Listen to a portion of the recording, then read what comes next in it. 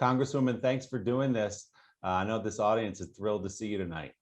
Well, Willie, it's great to be with you. Sue, thanks for the tremendous introduction. And you're right, we are getting close to getting back to normal. It might be a little bit different from how we once knew it, but people are anxious and we'll be ready. Yeah, I think so. We'll be filling up that auditorium very soon with everybody at the 92nd Street Y. So we'll have to do this next year again when you can come in and we'll sit on this stage together. We've got so much to talk about with you. I don't think people who've come to know you over the last couple of years as this rising star in Congress and this public figure who's taken on all these important roles fully appreciate your backstory. We were joking a minute ago that you probably got where you are today because you are the youngest of 7 children growing up, I think it's fair to say, in a pretty small house in Jacksonville. Yeah, Willie, you're absolutely correct. I grew up in Jacksonville, Florida. Grew up in a 2-bedroom wood frame house, the youngest of 7 children, 4 brothers, 4 boys and 3 girls. And, you know, my mother was a maid. She cleaned houses for a living. And my father was a janitor, but he also mowed lawns. He picked oranges. He did whatever he could do to make ends meet for our family. So you're absolutely right, really. I learned early on that I had to fight in the house with my brothers in particular to stand my ground. And but you know what, we didn't have a whole lot. I grew up poor, but I tell you what, one thing we did have that you can't put a price on, and that's a lot of love in our household. And I'm just absolutely honored and so grateful for the opportunities I've been able to have because of the hard work and the upbringing, the sacrifices of my parents. And you fought pretty hard. Your parents had a big role in it, but boy, you first job at 14, you graduate from Florida State University, you become a social worker. What was your progression in that career from, okay, I'm a social worker and now I'm going to look ahead to working in law enforcement, eventually, as Sue said, becoming the chief of the Orlando Police Department? You know, Willie, when I went to work at age 14, I worked at first a retirement home, and then I worked as a dishwasher. And I also worked at a couple of fast food restaurants. But you know how a lot of teenagers will go to work after school because they want their spending money, right? Their pocket change to just buy what they want to get. But I actually went to work so I could help my parents really pay the bills. And I was honored to do that because they had worked so hard. And so I, did that, went to Florida State University. I remember when I was getting ready to graduate from high school, my mother said, okay, which college or university do you want to attend? And I said, well, Mom, I'm not sure, I should try to go right away. I mean, things are really tight. I was working at McDonald's then. And I said, maybe I should just stay at McDonald's for another year, save up some more money, and then go off to college. And my mother said, these are her words, not mine. She said, no, you're too smart to stay home. She said, you apply to the college of your choice, and we're going to pray about it, and we're going to make it happen. I applied to the college of my choice. I applied to one school, Florida State. By the way, really, Florida State is the University of Florida. I just want to make that clear. Wow, and dropping that hammer. Even at the 92nd Street Y, you got to get that out. But I remember, when my parents dropped me off on the campus of Florida State and I had $50. I didn't know how I was going to pay my tuition yet. I didn't know how I was going to buy food or buy books. I was the youngest of 7, but the first in my family to go to college. So there wasn't really others, my siblings, weren't any older siblings that could really show me the way. So I had to figure it out. I applied for loans. I worked at McDonald's in Tallahassee. I also worked with college work study. And my parents were not always able to send me a care package, but when they could, they did. And miraculously, I graduated 4 years later with a degree in criminal justice. At that time, Willie, I wanted to go to law school. My dad used to say, you're a pretty good talker. You need a job that requires a lot. And, but when I graduated from FSU, I really didn't have any money. And I said, I need to go to work as soon as possible. So I went to work as a social worker with the Department of Health and Rehabilitative Services for the state of Florida, working with families that needed emergency services, medical care. Their lights were off. They needed help with food, and also working with foster care children. Now, we'll talk about my police career in a minute, but there's no doubt police work it can be dangerous. It's tough, but try working with children who deserve everything we have to give. Imagine children who are unwanted and unloved. And those were and abused and neglected. And those were the children that I was working with. Willie, I remember one day I was at my desk, pretty disgruntled, if you will. I'm not really a disgruntled kind of person, but this particular day I had a case with an 11-year-old little boy who started exhibiting some behavior that he needed to be psychologically evaluated. So I went to my supervisors and I told them I was very concerned about him. They said, well, in 30 days, the board will meet. They'll review his case and make a decision. And I said to my supervisor, I think he'll be dead by then. We need to do something. She said, those are the rules, and left the room. I went to the juvenile judge. I sat in his chambers all day waiting on him to get out of court. And I explained the case of this little boy. And he gave me a court order to have him immediately psychologically evaluated. So he got the help that he deserved. But I was I couldn't believe the bureaucracy that was really standing in the way of children getting the help they need. So I was sitting at my desk one day and I heard an advertisement come over the radio that said the Orlando Police Department was in town recruiting. And I said, wow, I have a degree in criminology, criminal justice. I'm going to go over to the campus and see what they have to say. And that's how I made that transition from social work into law enforcement. That's so interesting. I have a soft spot for social workers. My mother is a social worker and did the same work you do and did with foster children in Chicago. When I was born in Chicago, lived there for a while. And then when we moved to the New York area, wow. She worked in Harlem and still does. So I know how important that work is and how hard it can be and frustrating it can be in dealing with bureaucracy. I'm curious, though, how it informed your police work, because obviously social work is about helping people and guiding people, and it's not about locking them up and all those things that people associate with TV police shows. It's about helping the community. So how did the social work help your police work? I remember my first day at the Orlando Police Department, and they hired us. We had this pre-academy program, because usually while you're processing, and the academy is only offered during certain times out of the year, most applicants cannot wait 3 months, 6 months until the academy starts without a job. So the Orlando Police Department and other agencies too now started this pre-academy program where they would bring us on early and basically kind of teach us the rope before we went to the police academy. I remember my first day there, I was riding in the car with my training sergeant to go out to the academy to get my khaki uniforms as a police recruit. And it was a female sergeant, and she said to me, she said, so you were a social worker, huh, before coming to the police department?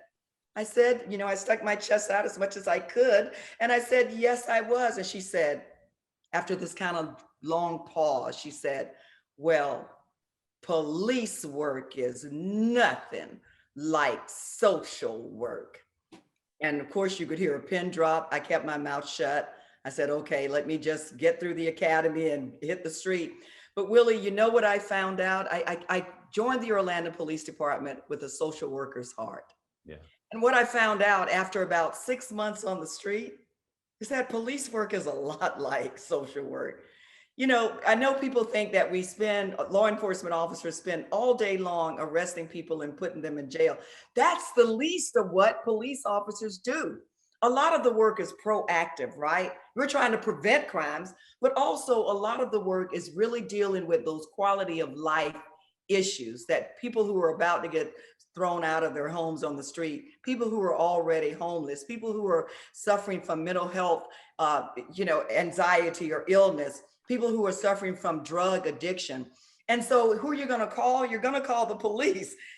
Regardless of what time of day it is, we are the ones, law enforcement, the ones who are going to respond no matter what. And so I learned, I never told the training sergeant this, but what I learned was police work is a lot like social work if you're really committed to making a difference and doing it right. And so I spent 27 years at the Orlando Police Department, Willie, and I remember even after I was hired, I said, I'm going to work here maybe 5 years, save up some money. And guess what I'm going to do? I'm going to go to law school and fulfill my father's dream. But after about 6 months on the street, I realized, midnight shift, that there was just something really special, that when people were in trouble and they needed help, and if they picked up the phone and dialed 911 and needed the police, they were not having a good day. But it was something about when they were at one of the worst moments in their lives, picking up the phone and calling the police department, really believing that when we got there, things were going to be better for them. And I just loved that knight in shining armor feeling when I got in the car and turned on the blue lights and took off. Of course, I always obeyed all of the rules and regulations of the road. I mean, stipulation there. Yeah. Getting there as quickly as I could and really making a difference where I could. So I decided to stay. I stayed 27 years. At my 24th year, I was a deputy chief, and I received a call from our mayor, and I went over to meet with him, and he said, look, I want to appoint you as the next chief of police. Are you interested in the job? And obviously, I was very interested in the job. And the first woman ever to hold that position in Orlando. So first woman, which was really, that's a whole nother. I don't know if we have enough time in this particular segment. It's the first woman. I remember, of course, Orlando just exploded in a good way, right? Yeah. Orlando was making history. It was an exciting time. Everybody was just so excited. They wanted to meet the chief. I remember traveling around the city with the mayor and, having these meet the chief sessions. It was all great. But one of the other things I realized when I was first appointed, now I was appointed chief and crime was at an all-time high. We had our violent crime rate was higher than it ever been. Our murder rate was higher than it had ever been. And I remember saying, oh, here we go. Here we go. Orlando gets his first woman chief. Crime's at an all-time high. If I'm not successful, what are people going to say? And I remember going out when I'd be walking the beat or whatever as the new chief, and people would say to me, both men and women, they say something to the effect, oh, congratulations. It's so wonderful. That's a big job. And I'd kind of chuckle and I'd say, well, thank you for your well wishes. But then after about the fourth time that I heard something very similar to that, the big job, I said, let me just make something clear. I know it's a big job, but it's always been a big job. The job didn't get any bigger because a woman's now in it, and so, but it was interesting. When I was doing interviews as the new chief with reporters, many of them were more interested in how much I weighed or how tall I was than my plan to reduce violent crime in Orlando. But instead of focusing on the crisis, the high crime rate, or some of the crazy things people said to me, I chose to focus on the opportunity. I reorganized the police department. I disbanded some dysfunctional units. I was questioned a lot about that. What's she doing? I stood up some more functional units. I held people accountable, and we were able to reduce violent crime by over 40%. It was the most dramatic reduction in the history of the city. Now, I did that with a lot of help from the courageous, brave men and women who worked at that agency with me and were willing to follow my vision, working very closely with the community. The times that we're in right now, as we talk about the police and the community, we cannot talk about them as if they're two separate entities. They are not. The police are as much a part of the community as the local church or synagogue or grocery store or pharmacy or your schools. And when we talk about the police and the community, we have to talk about them as one entity, which the police are a part of. I can remember talking to some mayors about, criminal justice reform, and they would say, well, look what the police did. They did this. And I'd say, wait a minute, hold it. Those are your police officers. That department belongs to you. They're yours. Now, how are you going to work along with them in the community to help them get better so the community becomes safer? But my career as a law enforcement officer, the skills of a social worker, understanding that the story does not start when the police respond. The story in people's lives who are struggling starts long before someone picks up the phone and the police respond. And really dealing with those issues, establishing a youth mentoring program, dealing with housing and other issues, getting kids who needed mental health counseling, the counseling that they need. We were able to make a difference in Orlando. It was an honor to be a part of that work. You obviously are a proud former police officer, proud former police chief, and rightly so. I'm curious what this last year has been like for you since the death of George Floyd almost a year ago, and the movement that we've seen since then. We've heard some people say police should be defunded. We've heard at the very least that policing needs to be looked at again and reevaluated. It needs to be stripped down and started over. To you, as someone who serves in the government, but also has run a police department, there aren't many like you sitting in Congress. How do we get smarter and better at policing in this country? How much do things need to change? You know, Willie, I've enforced the laws and now I write the laws. And, you know, having a voice and being in Congress during this time, I think is so critical. You know, sometimes my colleagues will come to me and they're like, can you believe some of the things that have happened since over the last two Congresses? And I say, look, it's our time. And if we look at those before us, they had their times too, right? They had their moments and their issues. And our job is to meet the moment. Willie, as you indicated, I loved my job as a law enforcement officer.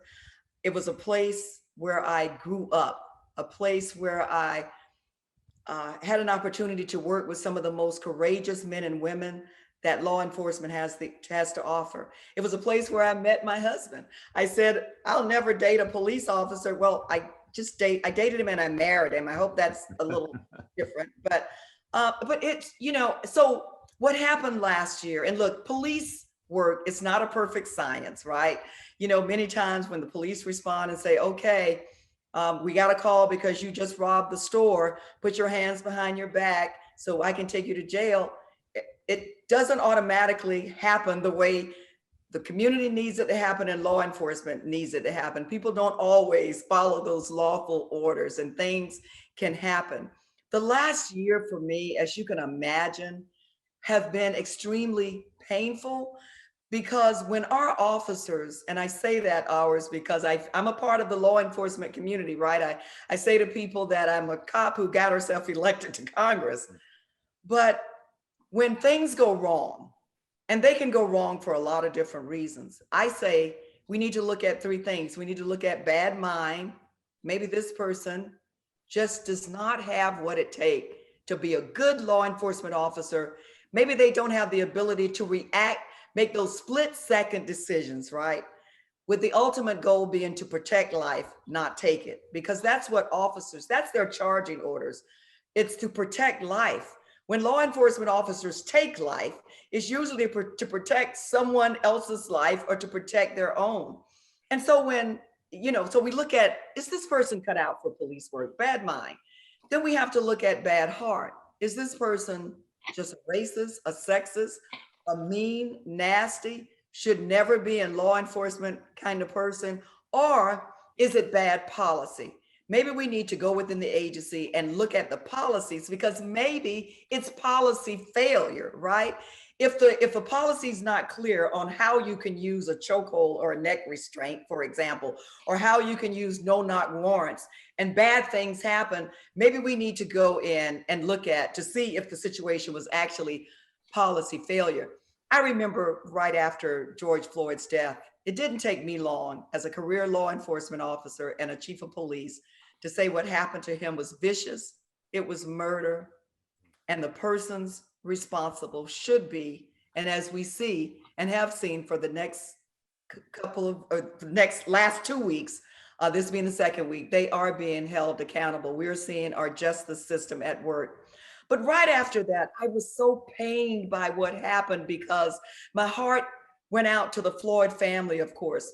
With Breonna Taylor, my heart went out to the Taylor family, but my heart also went out, Willie, to the hundreds of thousands of law enforcement officers who are patrolling our cities all over this nation every day, doing the job correctly. They also took a hit in all of this, right? And I remember penning an op-ed called "My Brothers and Sisters in Blue, What in the Hell Are You Doing?" and not talking to the great men and women, but talking to the ones who don't get it right. Because with every mistake, every man and woman who wears the badge suffers when one of us does something that is just outlandish. Like, in my opinion, Officer Chauvin did. It was outlandish. And I watched it, and I'm watching the crowd long before the trial. And I'm just thinking, guy, are you serious?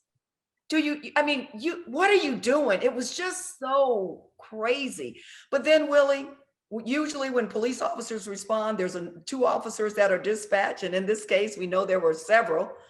I think a couple of them were in training, but when officers do crazy things, the other officers have a duty to do something about it, right? So the whole thing, in this former police chief's eyes and opinion, was wrong. And it has been a painful year. You know, the discussions we've been having in Congress as we talk about how do we make this right? Last Congress and this Congress, we passed the George Floyd Justice and Policing Act. Is it perfect? No.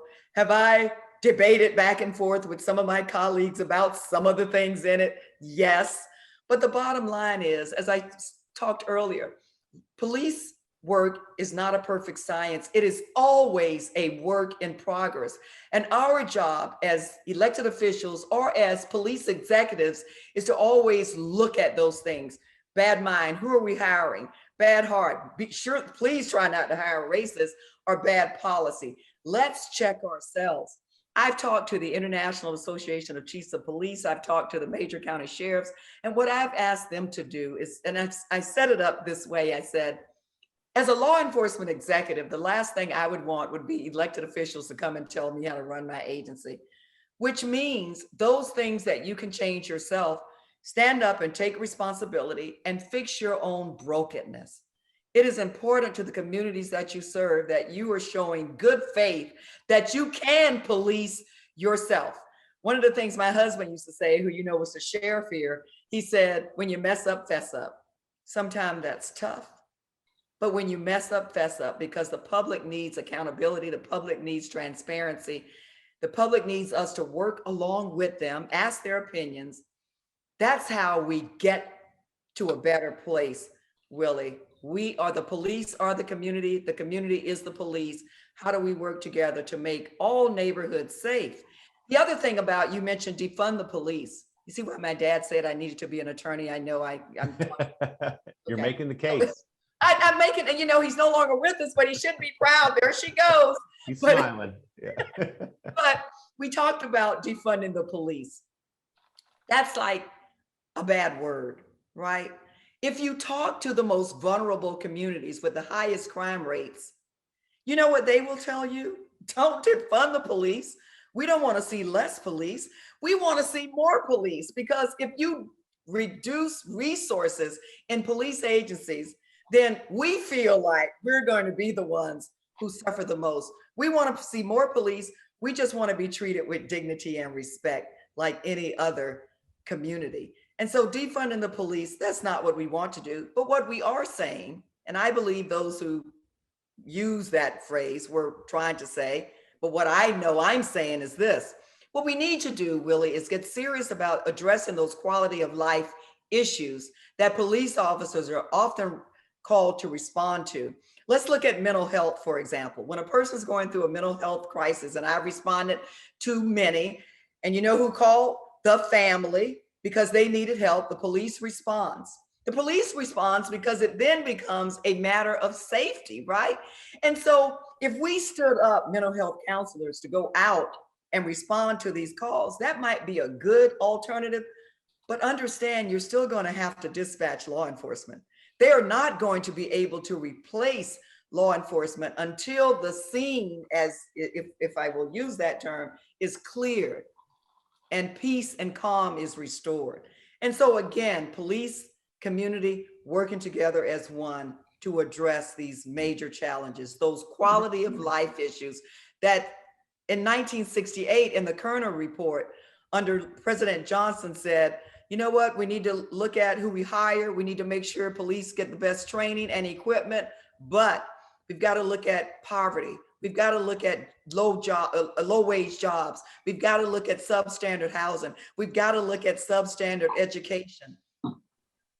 53 years later, Willie, are we not still having that conversation? Yeah, it's right at the heart of it. It's right at the heart of it right now. I suspect when we open up to questions in a few minutes, you'll get some on that. But the Floyd trial has been fascinating in that, as you point out, it's been the police officers and the supervisor and the chief of police who said, no, that what we saw from Officer Chauvin was a direct violation of our policy. We don't teach that. That's not how we do things. I mean, I think some people have gotten used to these cases of police brutality or police shootings where the police department sort of circles the wagons a little bit around the officer. Yeah. Not in this case. I mean, they hadn't said it, they hadn't defended him at all so far. And Willie, I think one of the best programs that law enforcement agencies have throughout our nation too are citizen police academies, where you bring citizens, ordinary citizens in. They go through, it's either 8 to 11 weeks worth of training once a week, where you actually are presented with police situations, scenarios, and asked to, what would you do in this case? What level of force would you use in this case? And it's just a good glimpse into the inside of how police organizations operate, which I think is so critical. Look, I've watched when I was able to, I watched the chief. I was particularly interested in watching his testimony. I know how painful that was. I certainly haven't had to testify on the stands, but I've certainly testified in arbitrations when law enforcement officers grieved my disciplinary decisions about them. And I've had to talk about that in an arbitration. But to watch the chief, I know how painful that was. Number one, I know how painful it is for him as the leader of the organization, having an officer that would engage in such an excessive use of force on camera with public. I mean, in any situation, it's bad, right? But he knew, or he should have known, that his actions could have caused the death or great bodily harm of George Floyd. And he seemed to appear that he did not care. So for the chief to take the stands, go through the department policies, go through the mission statement, go through what they are taught, what police officers are taught, and how they are expected to perform and how they are held accountable. One of the things I say, everybody counts, but everybody's accountable. And to watch his testimony was so powerful. But then to watch the lieutenant to come in too, who's probably, we call him in Orlando the watch commander. He's the highest ranking person in charge of the officers that are on that particular shift working the day-to-day operations, to hear his testimony, to also hear the testimony of the training officers. I remember when we had questionable use of forces, and look, all police departments do. But we had questionable use of forces. I would call our training officers in. I used to do it on a regular basis and sit down with them and have them walk me through the scenario, the action that the suspect did that resulted in the level of force that we used. And the number one question was, could we have done it differently? And should we have done it differently? Because the next time we need to do better. And every agency, even when you sometimes get it wrong, every day, police executives, sheriffs, police chiefs, and others should go in with the mindset and the attitude, okay, let me look at what happened last night. Oh, that wasn't the best. How can we always deliver the best service to the men and women? But to see my brothers in blue testify at that trial, and what the public did not see, Willie, they did not see the chief, the lieutenant, or the training officers, the paramedics, the EMTs, or anyone go in dancing or trying to dance around what was painfully obvious, that Derek Chauvin screwed up. And it was just, when I stick my chest out with pride as a former law enforcement officer, they made me extremely proud this week, because that's exactly what they are supposed to be doing. When you mess up, fess up. And that's what they did this week. Yeah, they really are. They did it again today. You've got so much on your plate right now, Congresswoman, in front of you right now. You all just passed through $1.9 trillion worth of COVID relief that's getting out into your district and your state right now. In front of us now is another $2 trillion of infrastructure. huge New Deal level legislation going through right now, but going through without any Republican support. So I'm curious, for your point of view about what Washington is like right now, post Donald Trump, after obviously the events of January 6th. We can talk about that. You were there in the building, of course. What is it like right now in Washington under a new president passing big things, but without any support on the other side of the aisle? You know, Willie, let me, if I can, go back to when I was sworn in 2017. And I went to, let me start here. When I worked at the Orlando Police Department, I worked with over 1,000 individuals. And I could not tell you the political party of the overwhelming majority of the men and women I worked with. It didn't really matter. We had a mission, the reduction of violent crime. We were laser focused on accomplishing that mission. I took that same attitude to Congress. I knew we were a strong two-party system, but I was so excited about having the ability to work together with my brothers and sisters on the other side of the aisle, just as I did at the police department.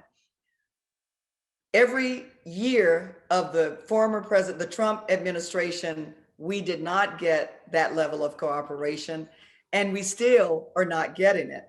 I hope we aren't getting worse, but it has just been so shocking to me that we lead not with, you know, almost 600,000 people dying in this country as a result of COVID-19. And how do we, you know, respond better? How do we get shots in arms and monies in pockets for people who cannot pay their rent or are struggling to stay in their homes? How do we open up our schools? Because children do better, in my opinion, when they're in school in a classroom setting. How do we come together and work on those things? You know, we can argue all day long about certain issues, but our response to COVID-19 and our recovery should be, there shouldn't be an argument there. There shouldn't be this partisanship that we're seeing. But as you well know, I could not believe at the end of the day that we had to pass the legislation with no Republican support. Now, before that, we were able to get through impeachment, the second one, with some Republican support. But when it came to helping the families on the ground in the districts that we represent, no Republican support, yet we've seen several Republicans take credit for the relief that their districts are receiving. Really, I've never seen, for me, and as a former law enforcement officer, I've seen it all and I've heard it all. I've never seen anything like this before, where you lead with your party and come hell or high water, that's all that matters. And when we're under attack at the US Capitol, and here I am, a police chief, and they're saying, get down on the floor and put on your gas mask. And you come out and say, well, what was wrong with that, basically? And you vote to overturn an election. Look, we've all gone through elections. Some days my girl won and some days my girl lost. Some days my guy won and some days my guy lost.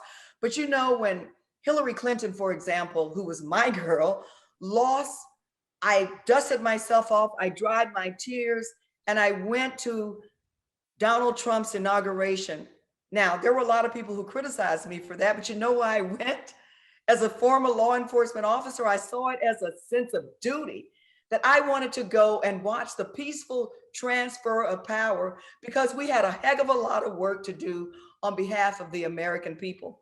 I remember the oath I took as a law enforcement officer. I remember the oath I've taken as a member of Congress. Surely there are some of my colleagues on the other side of the aisle who have forgotten those oaths. And we can argue all day long about policy, but the American people on both sides of the aisle sent us to Congress to get things done.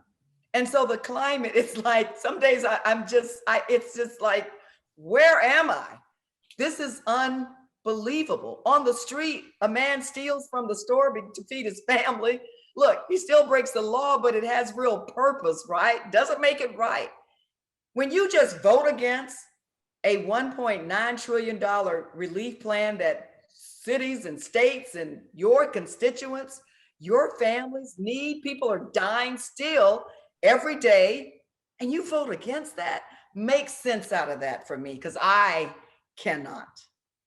It's extraordinary too, because their legislation is so popular. So in the case of the $1.9 trillion bill that you all passed, their own voters, many of the Republicans' own voters wanted them to pass it. It had 75% national support, a majority of Republicans supported it, and still they didn't vote for it. How do you explain that? Because that is like, it just doesn't add up for the average person watching politics. Is it just straight partisanship? Don't want to give this new president a win? Or when you talk, because you do talk to people across the aisle, you're not a harsh partisan, I know that about you. What do they say? What do they tell you? I remember shortly after I was elected and we were voting on, we had to fight for the Affordable Care Act right out of the box in 2017. And I remember we had a series of votes, and I can't really remember, Willie, the particular issue, but one of my colleagues, one of my classmates voted against it. And it was one of those things that everybody should have been voting for it. And I went to his office, I barged in, and of course his staff were clutching their pearls because they were trying to figure out what I was doing. But I barged in his office, I closed the door, and I said, look, are you serious? You could not have been serious about voting against that legislation that I know will help people in your district. And he said this to me. He said, they never thought that Donald Trump would win. They thought Hillary Clinton was going to win. They would deal with her and her normal policies and her normalcy. And then he went on to say this, Willie, and I'm sitting there looking at him like, that doesn't explain anything. But then he went on to say, and we never thought, Val, we'd have to deal with the crazies. Now, these were his words, not mine, in our districts. People who come to your home, people who harass you in restaurants, people who harass your children as they're walking to the bus stop. We never thought we'd have to deal with them. And so the decision was made to just get lockstep behind the king, I guess, and not really legislate on behalf of the people that they represent. And I think, Willie, they must have this strategy, because it makes no sense to me, but where, 75, 78%, whatever that number is of the American people supported the plan. It's extremely popular. But I think they're believing, gosh, 2022 is right around the corner. We can't give this president a win. We cannot support him, because then he gets credit for bringing us out of the wilderness with COVID-19. Gosh, we're talking about Build Back Better. Their infrastructure needs all over this country. Gosh, if we support that, then my God, they're going to say he's the one that created all these millions of jobs and put people back to work. And so I really believe they're hoping that if they take the loss now in popularity, they'll win in 2022, because it's going to be difficult for the president to have any great wins, because ultimately, we still have the filibuster in the Senate. It'll be interesting to see what they do with that. But I think they are going to take the hit today, hoping that in 2022, the landscape will be different and they can make up ground. It's craziness. You just asked me to explain something that makes no sense. You tried your best. You tried your best. You mentioned January the 6th and your experience that day, and I'd love to have you share that, if you don't mind reliving that a little bit on such a painful day. But again, a unique position as a law enforcement officer, and also that now looking forward to the people who carried that out and the way it was planned and what we're doing. Are we getting smarter in Homeland Security about who law enforcement should be looking at and disrupting plots like the one we saw on the 6th? We learned a valuable lesson on January 6th, because Christopher Wray has been sounding the alarm for a while about domestic terrorism. But we've been so busy, and look, we should keep our eyes on our foreign adversaries. There's no doubt about that. But Willie, I think it's just, we're more comfortable looking in a distant place at a distant adversary than we are looking at the enemy within. And I think we learned a painful lesson on January 6th, because it wasn't the first time that Christopher Wray, the director, the FBI director, said our biggest threat right now is domestic terrorism. Well, there you go. And so I hope we're getting smarter. I like to be proactive in responses. I don't like reacting. And now we are reacting to a painful attack, domestic attack on January 6th. I was there. Because of social distancing, there were only about 72 people who were allowed to be in the House, on the House floor at the time, including the space in the gallery. And I was one of the 72 who had received a pass to be there and watch the peaceful transfer of power. I was so excited about that, Willie. I was excited about watching the vice president come in and basically preside over the procedure, very ceremonial process. And, we got there a little early, my colleagues and I, those of us who were in the gallery, and we were up there just taking pictures. And it was just such an exciting day. We were so excited, and we knew there were protesters outside. And look, as a law enforcement officer, I've worked everything in terms of those who've descended upon Orlando to protest, and called all kind of names, but that's another interview. But so we were there and we were excited. And then when the sergeant at arms ran in and said that, because we could start hearing, we were watching our phones too, and the news, the fast breaking news, and we were thinking, what is going on outside? And I remember getting up from my seat in the gallery, and I leaned over to one of my colleagues and I said, you know what? I'm just not comfortable sitting here with my back to the door, that law enforcement thing, watch police officers in a restaurant. I said, I'm going to get up and go stand at the door. And I did that. And I was just standing there because I was in had a better vantage point of being able to see more of the floor and the doors to the area. And then the sergeant at arms ran in and said that there had been a breach of the Capitol. Now, Willie, until then, I was pretty good, because I know in situations like this, you set up an outer perimeter, and your job as law enforcement is to make sure no one gets through that outer perimeter. But sometimes people do, right? But nobody gets through the inner perimeter. And when I heard there was a breach of the Capitol, I knew that the protesters, which was really a violent, angry mob, had gotten through the inner perimeter. And that feeling that I've had as a law enforcement officer on the street in dark and scary places, waiting on my backup, I had that feeling that day. And the Capitol Police told us to get on the floor, get down. They evacuated the House floor, and the gallery was next.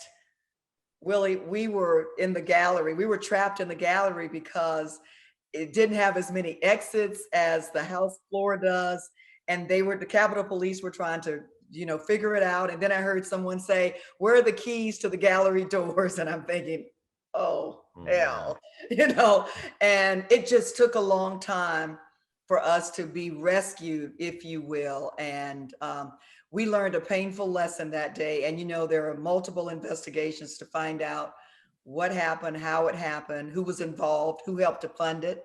We're looking even at members within Congress, and we need to do that. There were some reports about some members who were giving tours. Now, as you know, the Capitol is not open to the public right now. Right. Yeah, you can be escorted if you want to see a particular member of Congress.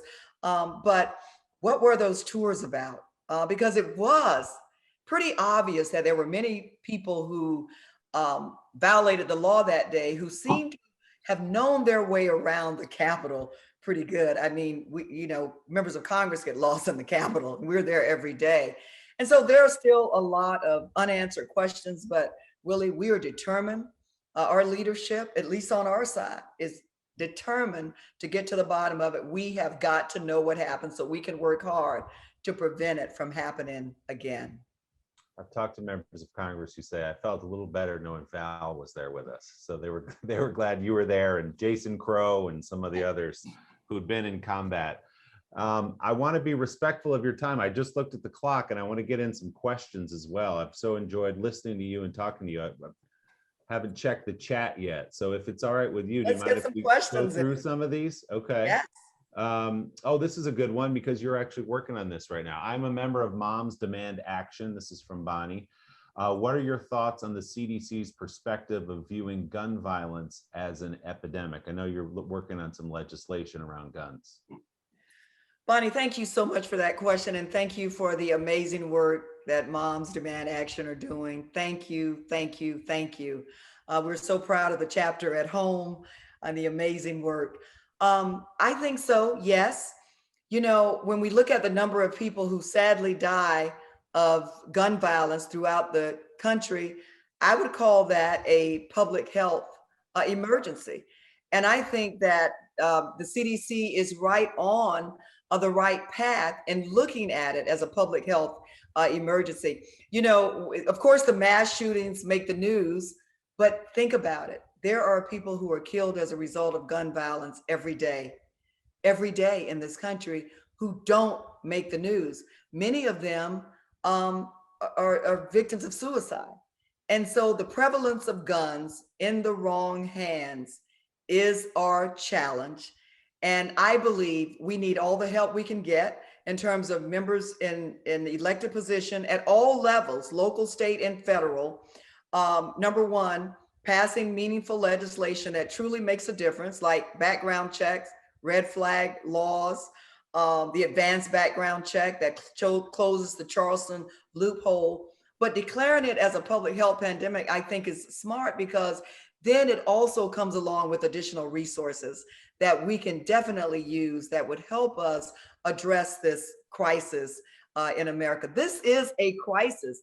You know, I can remember being out on the street 3 o'clock in the morning at the scene of a young male who had lost his life senselessly as a result of gun violence and thinking that his mother and father are going to get a call in an hour or so.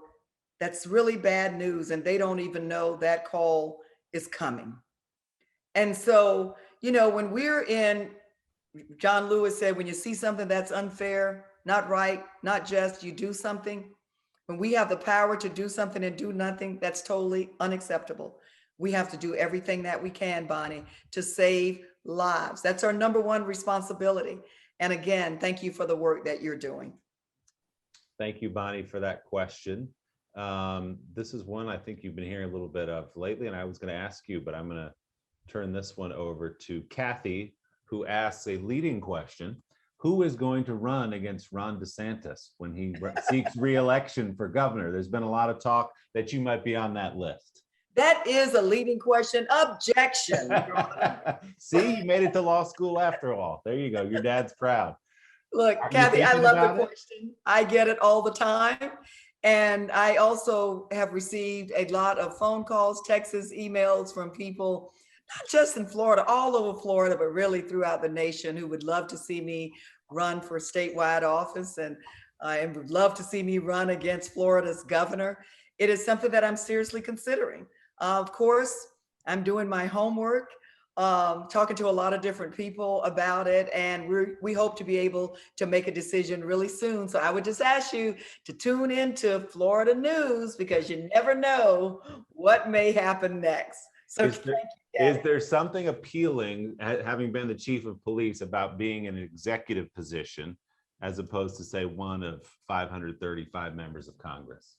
You know, Willie, look, I've enjoyed the experience that I've had. I still am enjoying it because I serve on some pretty cool committees and doing some amazing work. But when I look at some of the things that the state I call home needs, let's start with Amendment 4, where over 60% of the Florida voters voted in favor of persons who were convicted felons who had served their time having their rights restored so they could vote. And I've watched the current occupant of the governor's mansion come up with what we basically refer to as a modern day poll tax, preventing them from voting. And there are many other things too. You know, I think about my own parents, the janitor and the maid who worked hard. My dad went to work 7 days a week. They were good, decent, honest people who took voting seriously. I cannot remember a time, Willie, that they did not vote. And so when I see some of the shenanigans that are going on, I think it's shameful and painful. And you're right, as an executive, do something about it. And it is quite appealing. So thank you. Sounds like you're getting close there. If I ask one more question, we might get you to declare. I might make an announcement right here. It's a good place to do it. Kathy also had a question for you, Congresswoman, about immigration. Overall, what would be to you an effective immigration policy? Obviously, we've seen a crisis right now at the border with migrants apprehended in record numbers and those facilities filling up. How do we do better? Is it some sort of a combination of what President Trump and President Biden believe on the border? What does it look like to you? You know, Willie, I'll start the question off because people are always, people who don't want to see this nation as the light of the world, a beacon of hope, will always say, oh, we want open borders and we just want everybody and anybody to come in under any conditions. That's just not the case. We are a nation of laws. But doggone it, how long are we going to deal with this issue? How long is it going to take us to come up with a comprehensive, workable immigration plan that creates a reasonable path to citizenship? And so that's really what we need to do. And I'm certainly hoping, that's something that this administration, President Biden, Vice President Harris, are totally committed to doing. And I'm excited about the ability to work with them. We do have a situation with, we're trying to clean up a mess, and that involves children who were separated from their parents. Willie, that is not who we are. That's not America. We've waved the family banner, and yet children were separated from their parents. And as you well know, the current administration is struggling to try to reunite all of those children. And so that work needs to be done. We also have an influx of children at the border. Now, let me make this clear too. There are some that will say, oh, because we now have open borders, everybody's coming. And well, we know that this time of year, we always see the numbers increase at the border. The difference is President Biden has a plan to deal with it that is not cruel, that is not inhumane, which is so different from the previous administration. But we do need to get that bipartisan working group together, those of us who care about this issue, at the table to come up with this comprehensive plan that this country and the people who are risking their lives to get here, whether they're seeking asylum or those who are seeking citizenship, can utilize. We have an obligation to get that done. Congresswoman, back to policing. Anu has an interesting question that you can speak to better than anybody in Congress, maybe. She asks, how do specifically Black and brown officers bear the burden of being mindful of policing in areas where law enforcement is viewed with a high level of suspicion? What is it like, do you suspect right now, to be a Black or a brown police officer in America? And I'm going to say for Black and brown police officers and for women too, if you look within the ranks of law enforcement, the overwhelming majority are still white males. And, I really do. And look, God bless them, the ones who are out there working hard to keep us safe. I worked with them, the ones who did it right. I love them. But police departments should, number one, reflect the diversity of the communities in which they serve. And so we do need to make that a priority as we deal with police reform throughout the nation. Willie, there's always an added burden. It's just like I started telling the story earlier about being the first woman. What I knew was that I received the reins when crime was at an all-time high, the murders were out of control. And I knew if I was not successful, people would not remember that. What people would say was, well, my God, she's a woman. What do you think? I mean, we asked her weight and her height. You see what she weighs and how tall she is. What did you expect? And so for African-American officers, because I have been one of them, and I think they play such a critical role because when they go into Black and brown communities, remember I said, the story does not begin when the police are called. The story, something has gone wrong and not been addressed well before people pick up the phone. Those African-American officers understand the rest of the story, right? Because they probably grew up living that same story. And so, they are invaluable to police departments across this nation, but it does come with an added burden. I mean, I can remember being called an Oreo, black on the outside and white on the inside simply because I wore the uniform. But I also, Willie, and black officers too, understand the frustration. You know, if the only time you see the police, they're coming in to arrest your mother, your father, your grandmother, your uncle, your aunt, then yeah, when you see them, it's bad news. And that's why it's so important that we engage in community-oriented policing type of programs. So people can really, we talk about building a relationship.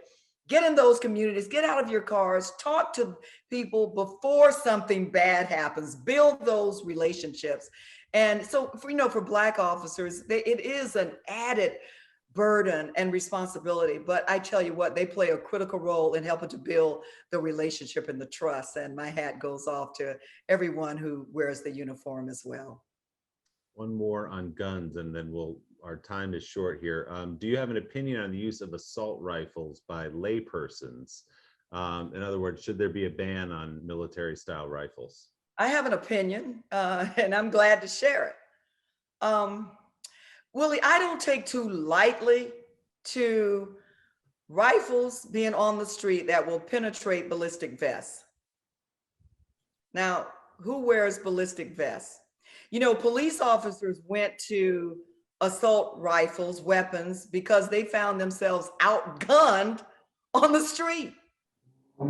And so, a lot of people want us to get hung up in names. Call them whatever you want. You can call them assault weapons, you can call them assault rifles, whatever. They were created for the battlefield. And you know what, Willie? They do exactly what they were created to do on the battlefield, and what we want our men and women to be able to do on the battlefield, and that's to take down the enemy. And that's what they do, because they have, and without getting into the gory details, they have a rippling effect, and it tears up everything in its path. And so chances of death and great bodily harm are imminent when you are shot with an assault rifle. They were not designed for our streets. This is not the Wild Wild West. When we talk about the Second Amendment, and I also want to make clear, look, I grew up with a hunter. My daddy had more guns. I grew up with them. I understand the Second Amendment. This is not about the Second Amendment. We're not going to let anybody hijack the conversation, because some of my colleagues on the other side of the aisle try to do that. This is about the prevalence of guns on our streets, guns in the wrong hands, guns that can penetrate ballistic vests and kill people where they have zero chance of survival. Along with assault rifles, how about getting rid of high capacity magazines? Remember, some of the most memorable cases were those where the shooter had to stop after he fired 32 rounds and reload, and that's when people were able to subdue him. We don't want people to be able to pull the trigger 32 times and kill 32 people before they have to reload. And so, America, let's come together and get this one right. We need to get assault rifles off of the street and keep them on the battlefield in the hands of our soldiers, who desperately need the most capable, the most powerful weapons that they can get their hands on. Congresswoman Demings, you've been so generous with your time. We're at an hour. The questions were great. Thank you all for watching along with us.